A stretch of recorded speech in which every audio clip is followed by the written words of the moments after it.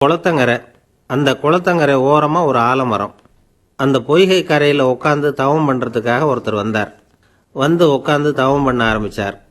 அந்த நேரம் பார்த்து அந்த ஆலமரத்திலேருந்து ஒரு பழுப்பு இலை கீழே விழுந்தது. அப்படி விழுந்த அந்த இலையோட ஒரு பாதி தண்ணீர்லேயும் மறுபாதி தரையிலையும் கிடந்தது. தண்ணீரில் விழுந்த ஒரு பாதி இலை மீனாக மாறிச்சு, நிலத்தில் விழுந்த பாதி இலை பருந்தாக மாறிச்சு. ஒரு மீன் ஒரு பருந்து, இது ரெண்டும் ஒன்று இழுக்க ஆரம்பிச்சுட்டது. தவம் பண்ண ஆரம்பித்தவர் இதை கவனிக்க ஆரம்பித்தார். தவம் கலைஞ்சுட்டுது.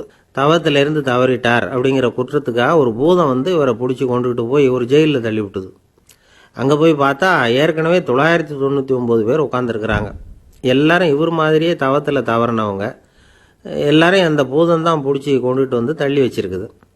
அந்த பூதம் என்ன நினச்சிக்கிட்டு இருந்ததுன்னா, சிறையில் வந்து 1000 பேர் சேர்ந்ததும் ஒரேடியாக எல்லாரையும் சேர்த்து சாப்பிட்டுடலாம் அப்படின்னு நினச்சிக்கிட்டு இருக்குது. அப்படி தான் சொல்லிக்கிட்டே ஒவ்வொருத்தராக கொண்டாந்து சேர்த்துக்கிட்டு இருந்தது. கடைசியாக இவர் வந்து சேர்ந்ததும் எண்ணிக்கை 1000 ஆச்சு இல்லையா. அதனால் ஏற்கனவே அங்கே இருந்த 999 பேருக்கு இவர் பேரில் எரிச்சல் வந்துட்டுது. இவரால் தானே அவங்க உயிருக்கு இப்போ ஆபத்து வரப்போகுது. இவர் ஒருத்தர் வரலைன்னா இப்போதைக்கு அந்த பூதம் அவங்கள சாப்பிட போகிறது இல்லையே. அதனால் எல்லாரும் சேர்ந்து இவர்கிட்ட சண்டைக்கு வந்தாங்க, குற்றம் சாட்டினாங்க. நீ தான் எங்கள் அழிவுக்கு காரணம்னாங்க. இப்படிப்பட்ட சூழ்நிலையில் கடைசியாக வந்தார அவர் ஒரு நூல் எழுதினாராம். அந்த நூல் தான் திருமுருகாற்றுப்படை. அவர் யார் தெரியுமா? அவர் தான் நக்கீரர். அதாவது அந்த காலத்திலேயே ஜெயிலிருந்து புத்தகம் எழுதினவர் நக்கீரர். அவர் பாடின பாட்டு அவருக்கும் விடுதலை வாங்கி கொடுத்தது, அவரு கூட இருந்த 999 பேருக்கும் விடுதலை வாங்கி கொடுத்தது. இந்த கதை ஒரு பக்கம் இருக்கட்டும், இப்போ கருத்தை கவனிப்போம்.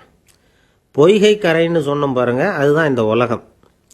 பழுத்து போய் விழுந்த ஆலம் இலைன்னு சொன்னோம் பாருங்க, அதுதான் இங்கே இருக்கிற உயிர்கள்.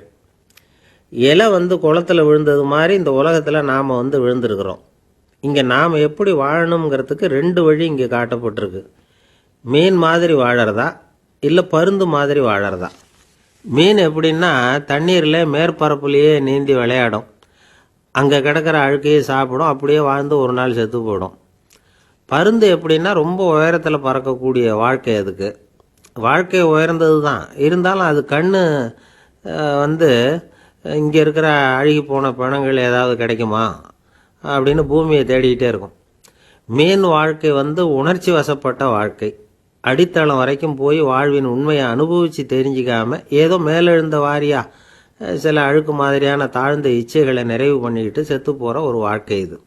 பருந்து வாழ்க்கைங்கிறது அறிவு வாழ்க்கை. அறிவு மிக உயரத்தில் இருக்கும், ஆனால் ஆசை வந்து அதை இழிநிலையில் கொண்டாந்து ஈடுபடுத்திவிடும். அறிவும் உணர்ச்சியும் ஒன்றுக்கு ஒன்று முரண்பட்டு இழுக்க அதனால் ஏற்படுற போர்கள் நிறைந்த போர்க்களம் தான் இந்த உலகம். இதுதான் நக்கீரரோட தவம் குலைந்த நிகழ்ச்சியின் கருப்பொருள். இந்த கருப்பொருள் நமக்கு உணர்த்துகிற நீதி ஒன்று உண்டு. மீனும் பருந்தும் இணைந்த ஒரு வகை வாழ்க்கை முறை தான் நமக்கு தேவையாம். உலகம்ங்கிற இந்த பொய்கையில் வாழணும்னா நமக்கு நீந்த தெரியணும். உலகத்திலேருந்து ஒதுங்கி வாழாமல், தனக்குன்னு எந்தவித பற்றும் இல்லாமல், எதிலையும் தோய்ந்து நின்று நுகர்தல் இல்லாமல் நீரின் மேற்பரப்புலேயே நீந்தி வாழற மீன் மாதிரி நாம் இந்த உலக வாழ்க்கையை அமைச்சிக்கணுமா. ஆனால் அதே சமயத்தில் பருந்து வாழ்க்கையை மேற்கொள்ளணும். பருந்து வாழ்க்கை ஒரு வகையான யோக வாழ்க்கை. உடல் வாழ்க்கையில் மீனாகவும் உயிர் வாழ்க்கையில் பருந்தாகவும் இருக்கிற மாதிரி நம்ம வாழ்க்கையை நாம் அமைச்சிக்கணும். அதுதான் நாம் செய்ய வேண்டியது. இது இருக்கட்டும், நக்கீரர் வந்து ஜெயிலில் புஸ்தகம் எழுதினார் இல்லையா. நம்மால் ஒருத்தர் சமீபத்தில் ஜெயிலிருந்து வெளியில் வந்தார். என்னங்க ஜெயிலில் இருந்தப்போ ஏதாவது புத்தகம் எழுதினீங்களான்னு கேட்டோம். எழுதினேன் சார், அதுக்கப்புறம் தான் வெறுங்காவல் தண்டனையிலிருந்து என்னை கடுங்காவல் தண்டனையை அனுபவிக்கிற மாதிரி மாற்றி போட்டாங்க அப்படின்னார். என்ன புத்தகம் எழுதினீங்க அப்படின்னு கேட்டோம். ஜெயிலில் இருந்து தப்பிக்கிறது எப்படி அப்படின்னு ஒரு புத்தகம் எழுதினேன் சார், அதுக்கே ஒரு தண்டனை கொடுத்துட்டாங்கன்னார்.